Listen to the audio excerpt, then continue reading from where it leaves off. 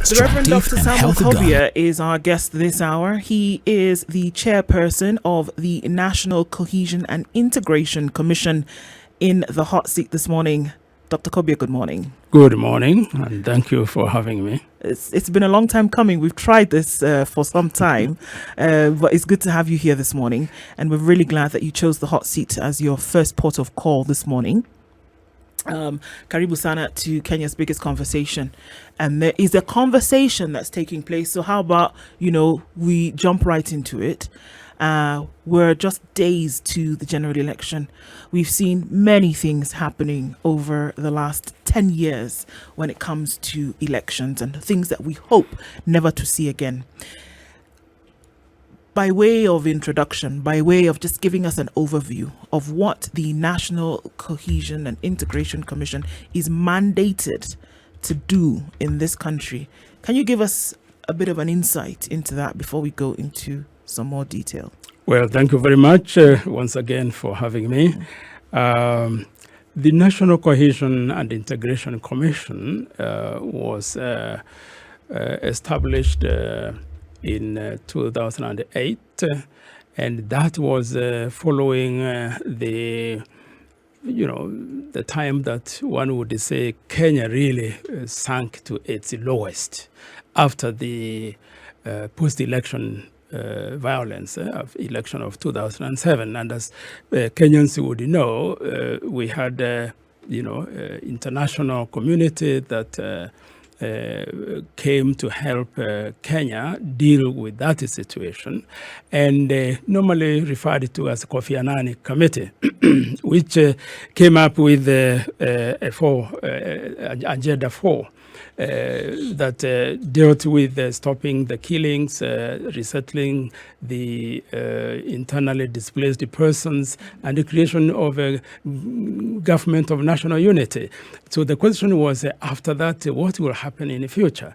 That's when the idea came up of setting up a commission that would help Kenya to go through election processes peacefully and harmoniously and in a united way.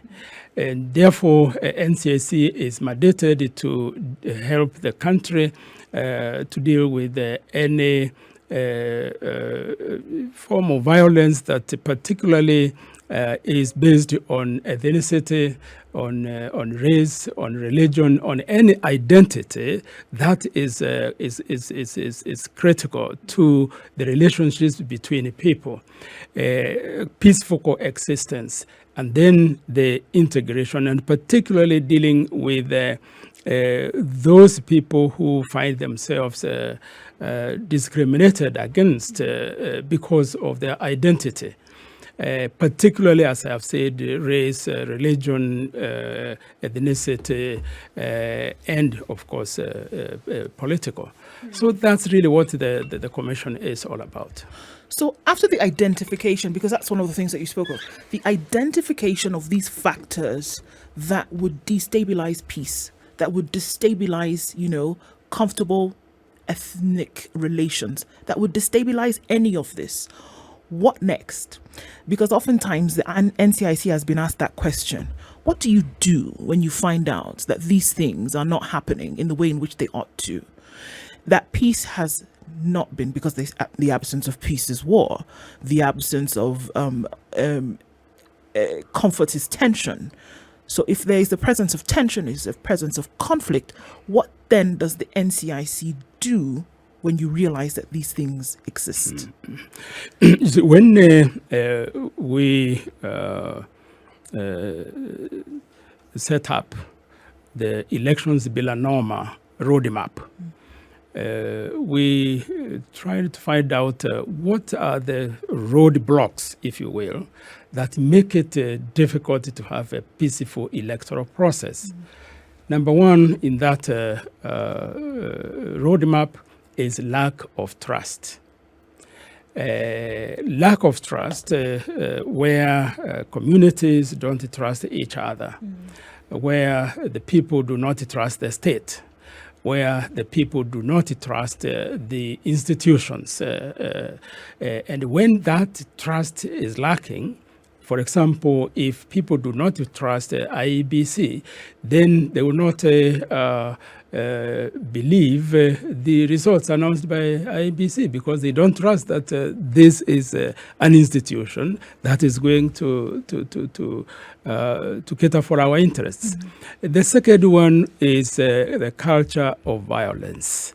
And this is where really I want to come in, because Kenya, unfortunately, has over a long period of time been slowly embracing a culture of violence, particularly when it comes to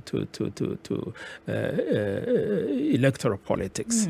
Now, when we find out, and there are many ways of doing it, we have our network includes particularly following what politicians are saying, what even artists are saying, because normally people think we only deal with the politicians. And when we find that out, then the first thing to do is to summon the offenders and do investigations, and then from there recommend prosecution. But there is also another approach that we have, which we call conciliation. And this is what actually we encourage. Conciliation means that the person is remorseful. They have accepted that what they did is wrong. And then they would like to engage us so that this will not be repeated. If it is a community that has attacked another community, the same thing happens. We establish a process of reconciliation and healing. So that is another approach that we have, so that we can begin to now transform the culture of violence into a culture of peace. If that happens in communities, if that happens between ethnic, between tribes, if you will, then we feel that we are beginning to have some impact on the people. Then finally is what I would say, the need for behavior change. And that is where one would say that if we reach a point where we have created awareness, there has been some impact, but until there is behavior change, then it will be difficult to resolve those problems sufficiently and permanently. And I'm really emphasizing behavior change, because behavior, you cannot legislate behavior, so to speak. Yes. So one has to learn how to behave, if you will. And that is where now we have come to a point where we have been talking about political decency and accountability. In fact, this is the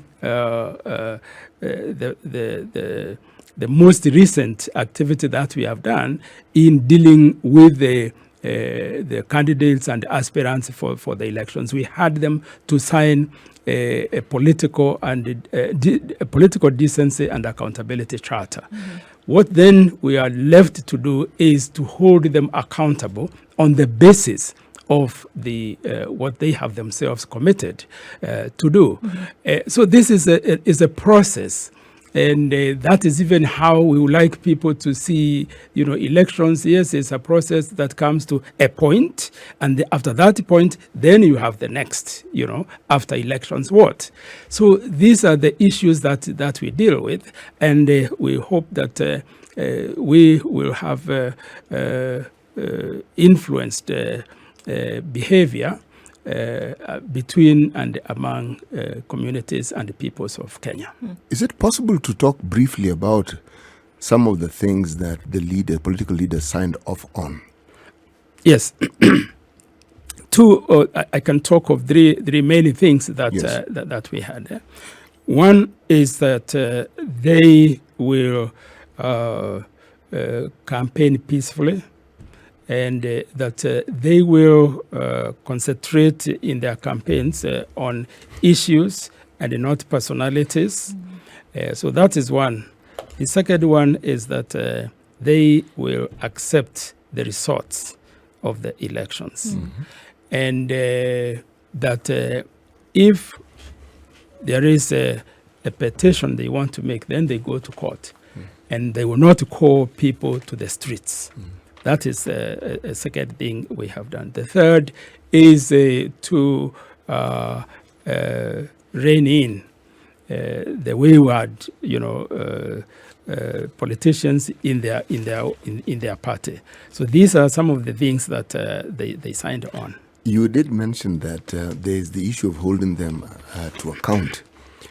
If I may ask, how do you hope to hold them to account? How do you hope to make them accountable for the things that they have already signed off on? Because when I read today's papers and I look at what's been happening this week, the issue about speech and the things they say, I would argue that some of them are teetering on the brink of actually going against it, if not outrightly going against what they signed off on. It's a very good observation, because that actually it has been happening, and it's only yesterday that I was discussing with some of my commissioners, saying that in these campaigns, especially the presidential campaigns, they started off fairly well by concentrating on issues and the policies. But this, unfortunately, has degenerated into name-calling, into, exactly as you have said, they are going contrary to what they signed. And we would like really to remind them that if this is what now is going to lead to the day of the elections, there is a possibility that they could incite some people to violence. So we are very concerned about that. So it is true that they are not living up to what they signed.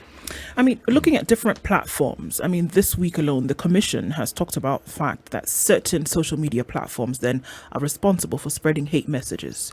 And so I guess it's a two-part question, because then are you worried about the levels of hate speech that you're seeing being played out right now? Because, I mean, it's covered in the Standard today. TikTok leads in spread of hate and disinformation. It's leading in cases of hate speech compared to the other social media sites, according to the National Cohesion and Integration Commission. There's a weekly report which you've been putting out, which we've seen, showing that 48 cases of hate speech picked from July 15th to 21st. It's just 6 days, but you have such a high number. They were an increase from the previous week, where there were other cases on other platforms such as Facebook and Twitter and WhatsApp. So you're saying, according to the report, that the increase of hate speech, lack of technical capacity that enables an analysis and scraping of the data has been a challenge. But with these numbers, the question is the Commission worried so close to the election that you see these messages being spread in this manner? Yes, indeed. NCIC is very worried about what has been happening lately when it comes to hate speech. As you would remember, we even published hate lex, where we came up with words and phrases that we said these, if applied out of context, they are likely to lead to violence. And therefore, we have seen that increase. Now, our concern about these platforms, and you have mentioned particularly Facebook, is what we have been dealing with more lately. TikTok, as well as Facebook, we have been having meetings with them. What we were concerned about, particularly with Facebook, is that there are words, phrases, even proverbs, etc., that have been posted on Facebook, and Facebook was asked to pull them down, and up to now they haven't. So that was really the issue. So what we said to Facebook is that you have to comply with the rules, the law of the land. And therefore, if you don't really show and demonstrate clearly that you are in compliance, then we are going to recommend the suspension. Your suspension until you really comply. What's the danger, if I might interject there, Dr. Kobia? What is the danger? Because we might gloss over it and not see the importance. Okay, so there's a message on a platform. What's the danger? Can you make the connect with us, for us, that you might see a message here? What does it play out to be, especially when we're dealing during an election period? What could happen? Yes, the danger clearly is that if, for example, you have a profiling of a community, because this especially these are the messages that we have concerned about, that profiling of a community, and then the leaders of that community are provoked to an extent that they wanted to hate back, and therefore it could be that wall of word, which, if it continues, easily would lead to physical confrontation. So that is the danger. The danger is if that continues and it becomes almost, a norm, and it's not corrected, then it shows that you are allowing your platform to be used to spread hate and to be used to incite violence. And very easily that could break into a physical confrontation. So that is the danger, and that is why we are concerned that these platforms should act responsibly. We have, for example, been concerned that Facebook does not have moderators, local moderators, but even Kiswahili and English. Because most of the phrases once, and we have a long list of these words and phrases in English and Kiswahili, but there are others in vernaculars, and that is why we say they should have local moderators who will tell them what does this mean. I saw, for example, one of them is in my mother tongue, Kemeru, and I know when people may get to see and know what was said, and it is still on the Facebook or any other, platform for that matter. I mean, what they want to know is who did this, and they go after them. So this is the danger, and that is why we say that they have to do. Now, let me update you that we are having dialogue with Facebook and with the Communications Authority. And actually, yesterday, what we agreed is that we as NCIC, and that is what you quoted there, that we lack the advanced technology, because when it comes to social media, it's you have to have very sophisticated communications technology to be able to monitor and follow through. Now, Communications Authority has that capacity, and we have agreed that we are going to station two of our investigators there, who then will be working with the Communications Authority, and when something is flagged, then it is immediately pulled down, rather than to wait until a platform is challenged, like we have done with the Facebook last week. One of the things that, again, forgive me for belaboring the point, is when you look at, yes, what it is that NCIC can do to hold, again, these leaders to account. Now, let me give you a background why I'm belaboring this point. You are the first African to actually be elected to be chairman of the World Council of Churches. The General Secretary.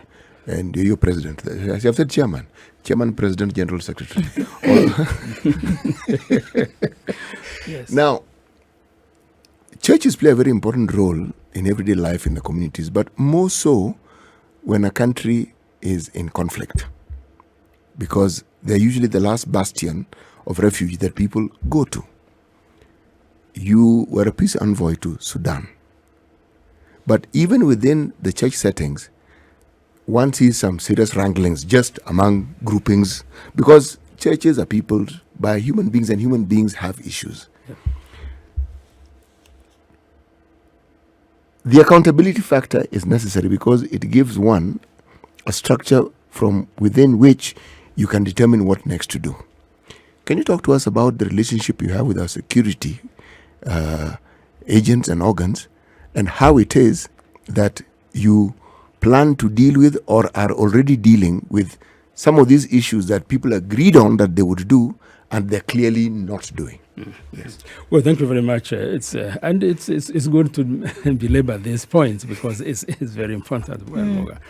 We have a multi-agency platform that we have formed, which brings NCIC, the DPP, the DCIA, and EACC. We come together, and the Ministry of Interior. We have very good working relationship with the DCI because they are, in fact, the ones who secured trained investigators to us, so that we don't have, to use resources to train people since they are already trained there. So with DCI, we work very well together. Then with the DPP, there have been issues in the past, but I must say that with this multi-agency task force, we are now able to even agree on a checklist in terms of evidence. What kind of evidence do we need before we now go to court? The other agency is the judiciary here.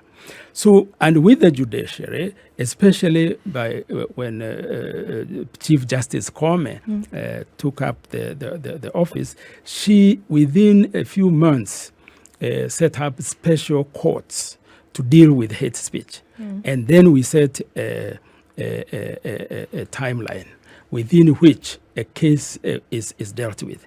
When I came to, as chair, we inherited cases that had been going on for 2, 3, 4 years. Now we have said that cases must be dealt with within 6 months. And therefore, that is why holding people accountable will require a multifaceted approach. And if all of us work together rather than working in silos, then it is possible for us to succeed where we did not succeed before. Now, coming to holding people accountable, what we are planning to do is we'll keep these leaders reminded of what they signed up. And what we'll do post the elections, because we want, and let me add that the same day that the presidential candidates signed the political decency charter, we had also the 89 registered political parties, chairpersons and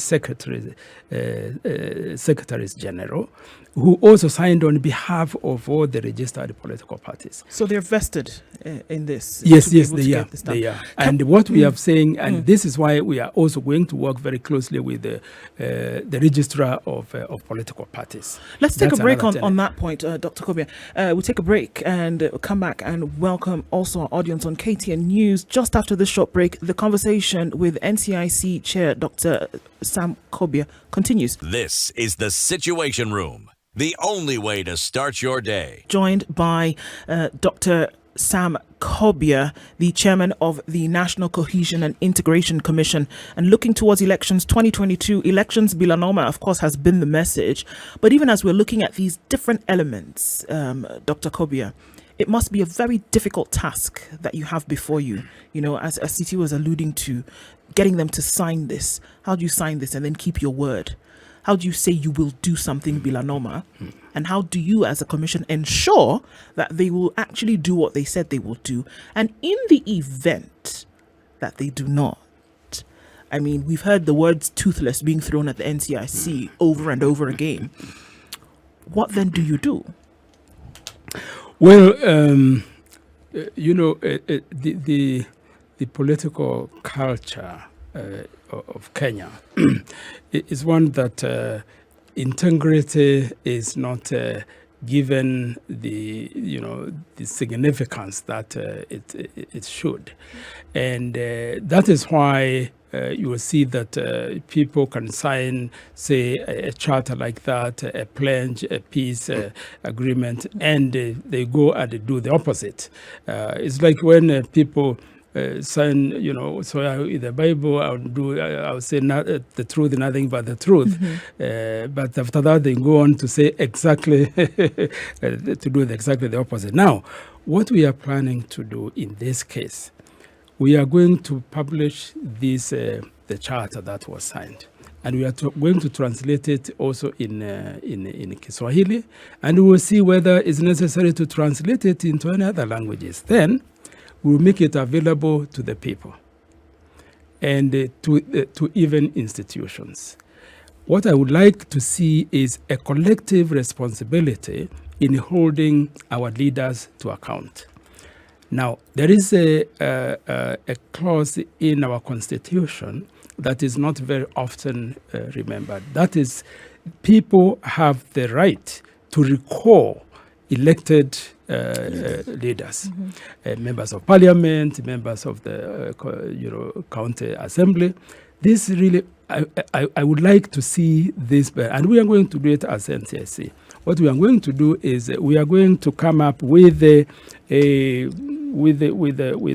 criteria, including what these people have sworn, including what they are sworn even in parliament and in other places, and then say, because these are your employees, then you should appraise them along the way. We are going to recommend quarterly appraisal, performance appraisal of our members of parliament, of all elected officials. And then we will provide and train people that in town halls, every quarter, you then make people, that we elected to come and tell you what they have done. And also advocate for recalling. When you do this, then these people, you keep them on their toes all the time. If you do that, I see will begin to have some, it will begin to have some effect. And this is the kind of the process of accountability that I have in mind. Because if you sign and then they just go and until next elections, then really it makes it it's meaningless. So this is what we are planning to do. And to really translate the so-called civic education, very often we have been doing, civic education, vote education, etc. I would like to see this taken seriously because as NCIC, when it comes to integration, when it comes to making sure that there is equal access to resources and information, etc., then we will be also empowering the voter.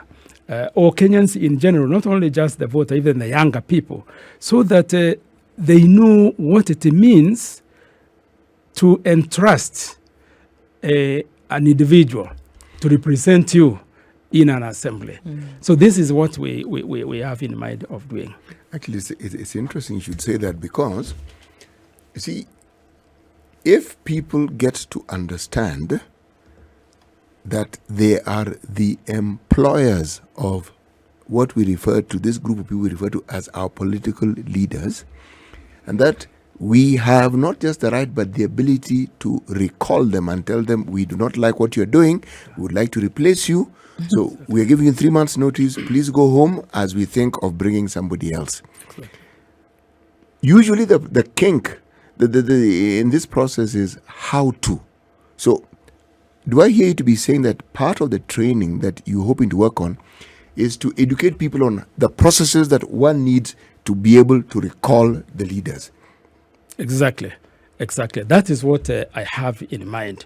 It hasn't been done before, but I would like to see it done.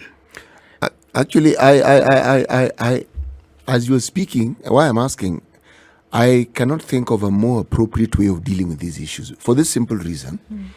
When you're talking about peace initiative, we're talking about elections bila norma. If people do not get the services that, say, their members of parliament have been given money to provide, this person is fermenting unrest. If a governor does the same thing, if people at the national level do the same thing, that's what they're doing. They are the ones who are bringing about a situation that will bring about unrest and which could now catapult into something greater. So the only way you ensure that they are held accountable and they do what they're supposed to do is this threat has to hang over their heads. They need to know that the people know and they know what to do, and that in the event of you are not fulfilling the mandate which you told the people you're going to fulfill, they will recall you. Absolutely. That is exactly what I have in mind. And that is where I would see that we'll then be looking at civic education from a new perspective altogether. And once people actually know that indeed they have this power, then it means that they should be educated on how to exercise that power. And then you ask the question about the consequences. You know, I see three pillars of consequences here. And that is why we came up with the wall of shame, where we will have now what I call political consequences, and this is what we have been talking about, holding political leaders to account, and not only that, but seeing that it is actually done by, you know, even recalling them, by evaluating their work regularly. And that's why I'm coming up with a proposal of a quarterly assessment of what your member of parliament has done. And that there is a space that is created that will make people, including, you know, the voters and those that you saw and sought the election to represent, the intellectuals in that community, the faith leaders, the young people, so that you know, we really see that now people have that power. Now that is the political consequence. Then there should be criminal consequence. Now, when it comes to hate speech, because hate speech is actually in our constitution, and the freedom of expression that you know, always people talk about, and that is why we are asked. We have the full freedom of expression. Yes. What are you talking about, NCIC? Now, you read as Article 33 of the Constitution, that freedom is not absolute. No. It doesn't mean that you can then do whatever you want. Exactly. Hate speech is against it. Propaganda for war. I mean, you cannot go to Uhuru Park every day and advocate for war and say you have freedom of expression and you get away with it. You can't. So there are limitations. And this, one of the limitations, it is hate speech. Okay. So when that happens, then that's what, as I said, we are now working with others to really make sure that this person is followed all through to court. So there is that criminal consequence. And the final one is social consequence.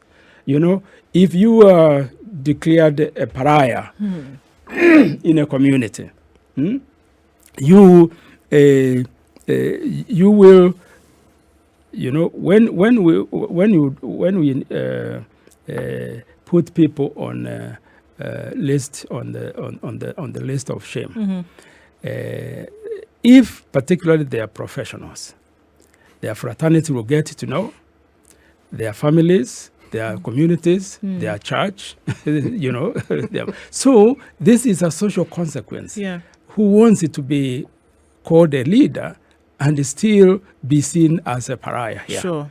So this is and really we need to, that's why I'm emphasizing decency here.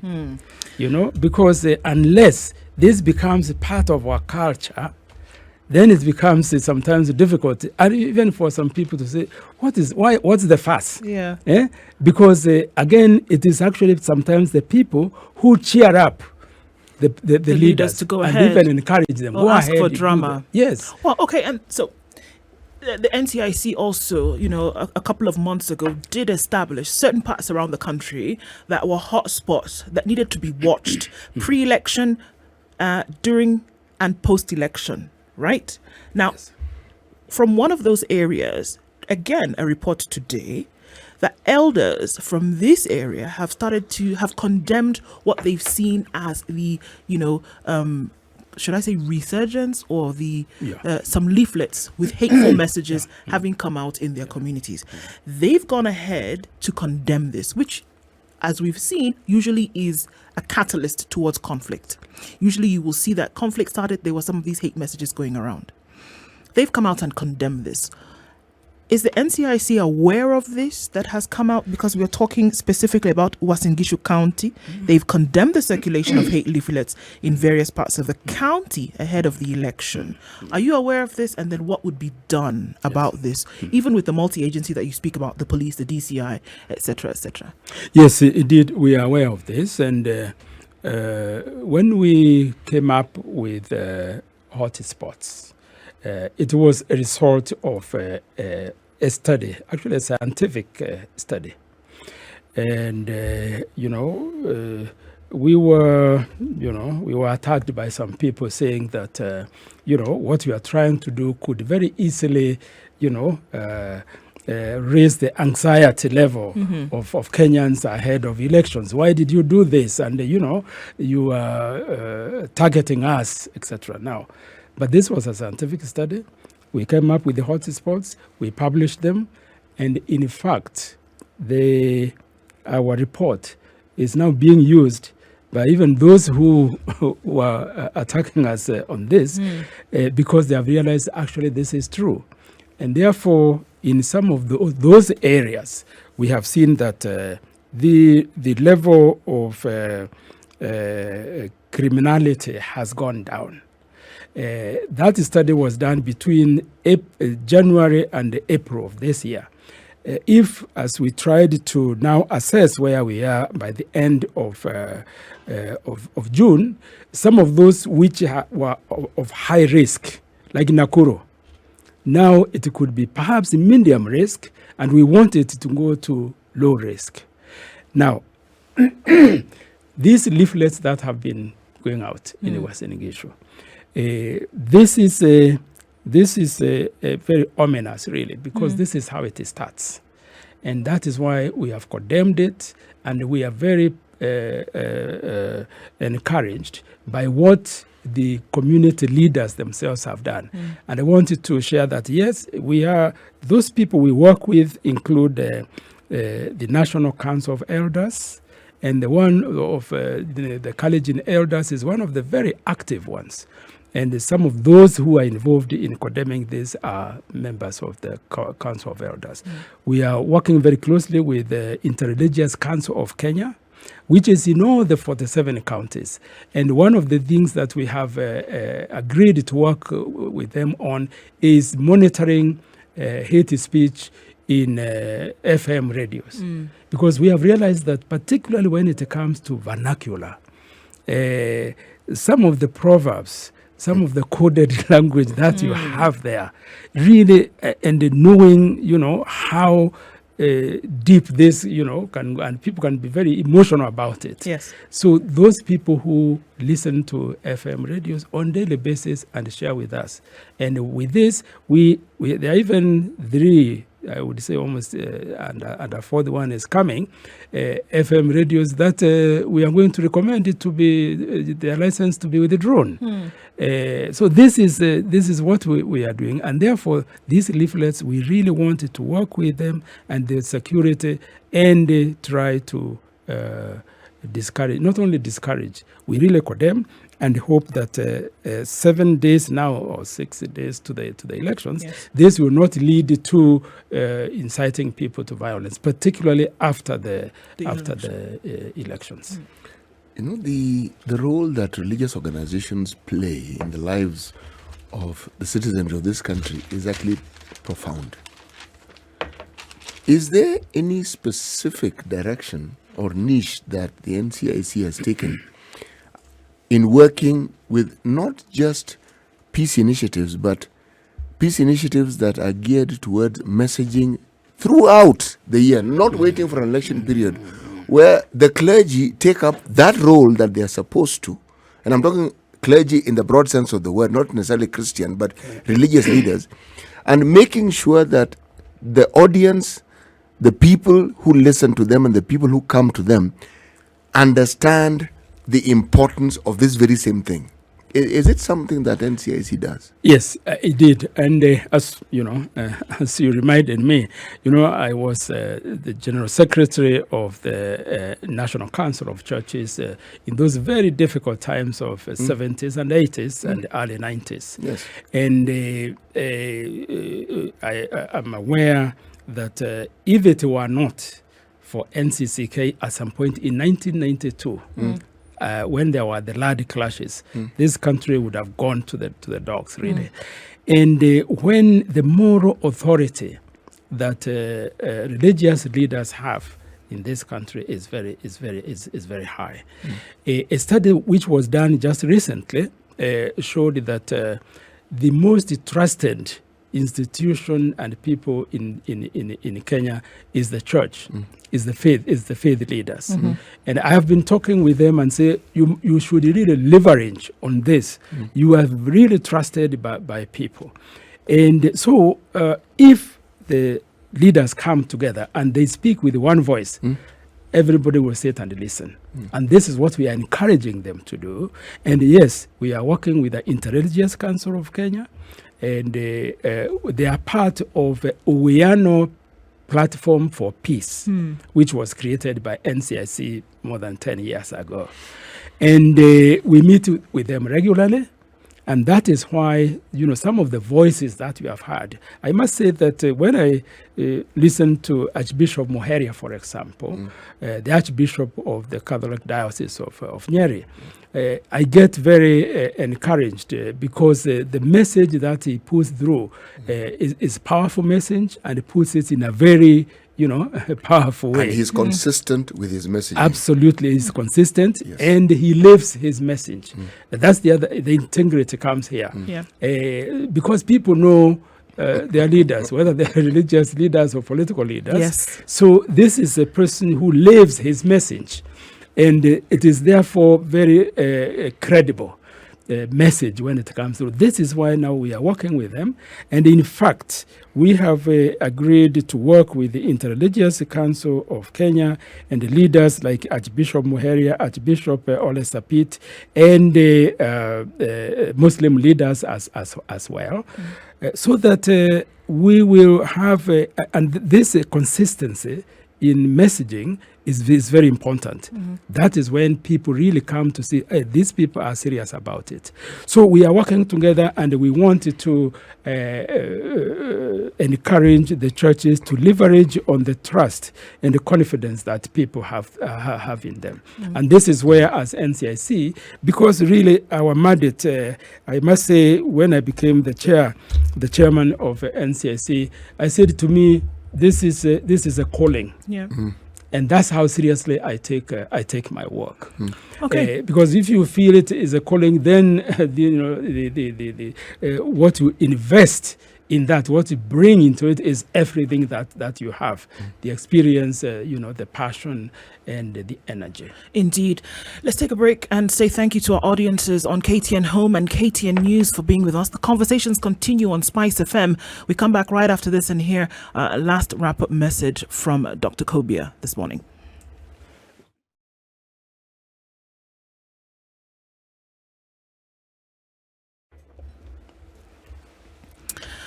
At 3 minutes to 9 o'clock, the conversation continues. So, Dr. Kobia, going into an election in 6 days, what would be that one thing that you would ask Kenyans who go to the vote, that you would ask politicians today to remember?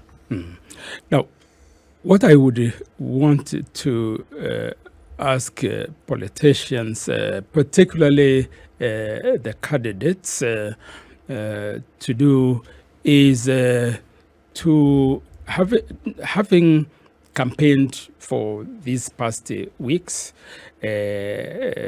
having passed your message and having told the people why they should elect you, you should then demonstrate leadership by being peaceful all the way to the election day, and you vote, you encourage your people to vote, and after that you wait for the results.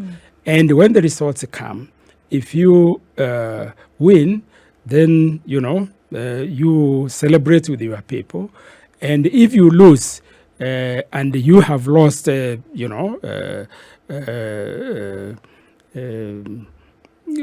justly, if you will, yes, then you should congratulate the winner and agree you work together going forward. The winners, and especially I would say really the top, the president, should be magnanimous in their victory. sure. And the loser should be dignified in their loss. That way, I think peace will continue beyond the 9th of August.